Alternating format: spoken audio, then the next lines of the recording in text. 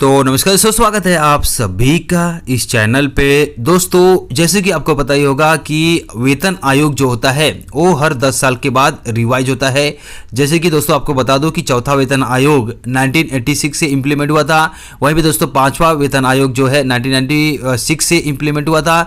छठवां वेतन आयोग जो है 2006 से इम्प्लीमेंट हुआ था। वहीं भी दोस्तों सातवां वेतन आयोग अभी जो चल रहा है वो 2016 से इम्प्लीमेंट हुआ था।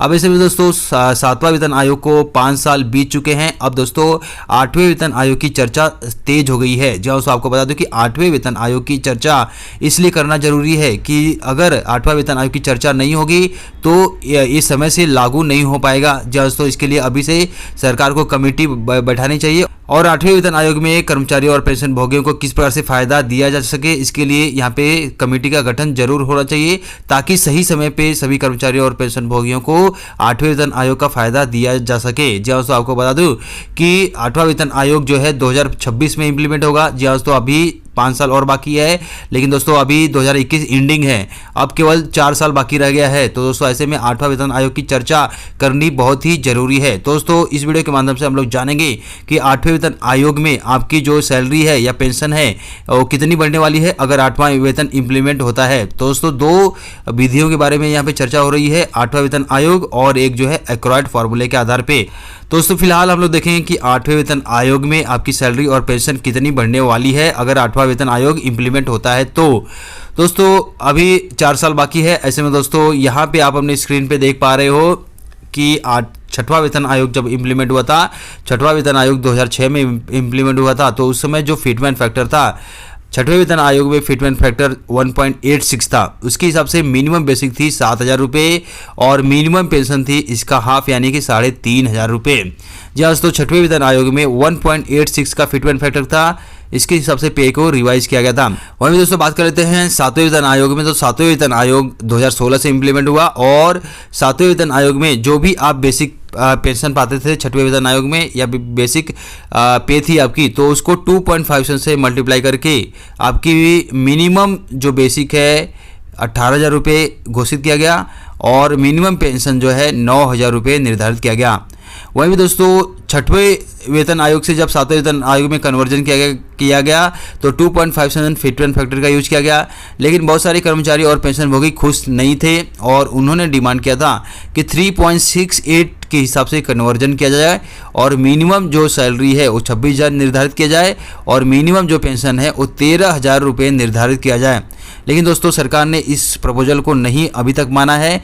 सरकार ने आश्वासन तो बहुत दिया कि हम ये लागू करेंगे, सरकार ने आश्वासन दिया, लेकिन दोस्तों इस प्रपोजल को अभी भी ठंडे बस्ते में ये चला गया है। अभी इसको लागू होने की संभावना भी अब नहीं दिख रही है। जी दोस्तों यहाँ पे सभी सरकारी कर्मचारियों और पेंशन भोगियों की उम्मीद थी कि सरकार जो 2.5% फिटमेंट फैक्टर दे रही है 7वें वेतन आयोग में, उसके हिसाब से 18,000 जो मिनिमम बेसिक पे बन रही है और मिनिमम बेसिक पेंशन जो है 9,000 रुपये बन रही है। तो कर्मचारियों और पेंशन भोगियों की डिमांड थी कि 3.68 से संशोधन किया जाए और 26,000 उनकी मिनिमम पे बनाई जाए और 13,000 जो उनकी मिनिमम पेंशन बना जाए, लेकिन गवर्नमेंट ने इनकी बातों को नहीं माना है। अब दोस्तों ऐसे में दोस्तों अब सवाल उठता है कि अगर गवर्नमेंट जो है इन बातों को नहीं मान रही है तो बीच का एक रास्ता निकालना चाहिए।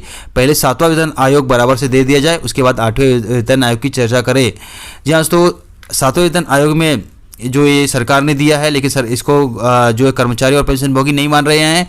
कर्मचारी पेंशन भोगी चाह रहे हैं कि 3.68 दिया जाए, लेकिन दोस्तों एक बीच का रास्ता अगर निकाला जाता है तो बीच के रास्ते से 3 जो है ना इनका ही ना इनका, बीच का रास्ता 3 फिटमेंट फैक्टर होता है। 3 फिटमेंट फैक्टर के आधार पे जो मिनिमम सैलरी बनेगी 21,000 रुपये बनेगी और मिनिमम पेंशन बनेगी जो 10,500 रुपये। तो दोस्तों अगर ये भी मिल जाता है तो सभी कर्मचारी और पेंशन भोगी संतुष्ट हो जाएंगे। बात कर लेते हैं कि ये तो हो गई बात 6वें वेतन आयोग और 7वें वेतन आयोग की। अब बात कर लेते हैं 8वें वेतन आयोग की। तो 8वें वेतन आयोग में किस प्रकार से आपका पेंशन या फिर पेमेंट संशोधित किया जाएगा, चलिए देख लेते हैं। दोस्तों 8वां वेतन आयोग में, तो 8वें वेतन आयोग में अगर 4.18 का फिटमेंट फैक्टर लिया जाता है तो दोस्तों ऐसे में जो अभी मिनिमम पे है 18,000 रुपये तो वो 75,000 रुपये हो जाएगी और मिनिमम पेंशन जो है 9,000 रुपये वो 37,000 रुपये हो जाएगी। वहीं में दोस्तों अगर 4.68 का फिटमेंट फैक्टर लिया जाता है तो क्या होगा, दोस्तों अगर 4.68 का फिटमेंट फैक्टर लिया जाता है तो मिनिमम पे 18,000 रुपये की जगह 98,000 रुपये हो जाएगी और मिनिमम पेंशन जो है 49,000 रुपये हो जाएगी। वहीं पे दोस्तों अगर 5 का फिटमेंट फैक्टर लिया जाता है तो मिनिमम पे 18,000 रुपये की जगह 90,000 रुपये हो जाएगा और मिनिमम पेंशन जो है 9,000 रुपये की जगह 45,000 रुपये हो जाएगी।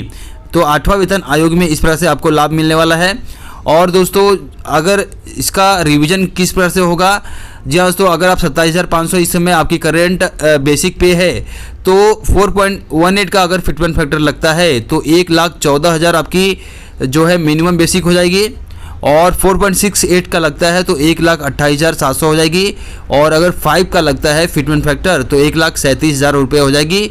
वहीं भी दोस्तों अगर पेंशन की बात करें, इस समय जिनकी बेसिक पेंशन 13,750 रुपये है तो अगर 4.18 का फिटमेंट फैक्टर लगता है तो 57,000 रुपये उनकी मिनिमम पेंशन हो जाएगी और अगर 4.68 का लगता है तो 64,000 रुपये हो जाएगी।